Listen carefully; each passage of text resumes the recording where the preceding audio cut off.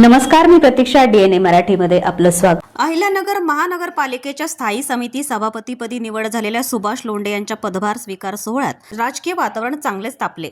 या कार्यक्रमात बोलताना माजी खासदार आणि भाजपचे प्रदेश उपाध्यक्ष सुजय विखे यांनी स्वर्गीय अजितदादा पवार यांची आठवण काढत भावनिक प्रतिक्रिया दिली आणि अहिल्यानगरच्या विकासासाठी मोठा निधी आणण्याचा ठाम शब्दही दिला. महापालिकेत पार पडलेल्या या सोहळ्यात महापौर ज्योतिताई गाडे, उपमहापौर धनंजय जाधव, माजी जिल्हा परिषद सदस्य सचिन जगताप यांच्यासह अनेक पदाधिकारी उपस्थित होते. यावेळी सुजय विखे यांच्या हस्ते सुभाष लोंढे यांनी स्थायी समिती सभापती पदाचा अधिकृत पदभारही स्वीकारला.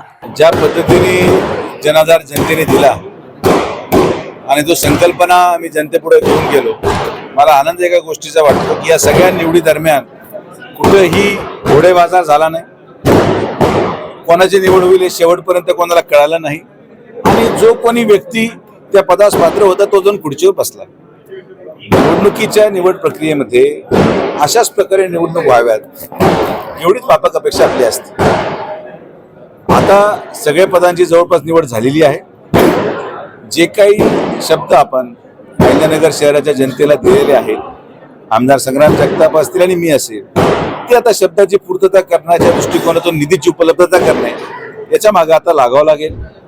मला असं वाटतं की जेव्हा आपण एक विकास आराखडा मांडणार होतो त्या कालावधीमध्ये अजितदादांचा पदाचा उपयोग हा आपल्याला होईल, कारण की राष्ट्रवादीचा महाराष्ट्रामधला एकमेव महापौर राहिला असेल असं ग्राह्य धरून आपण सगळा आराखडा मांडला होता. पण दुर्दैवाने आज दादा आपल्याबरोबर नाहीत.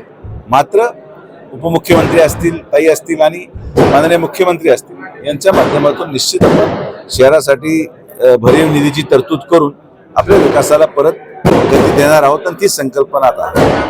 प्रतिनिधी मुंतजीर शेख, DNA मराठी, अहिल्यानगर.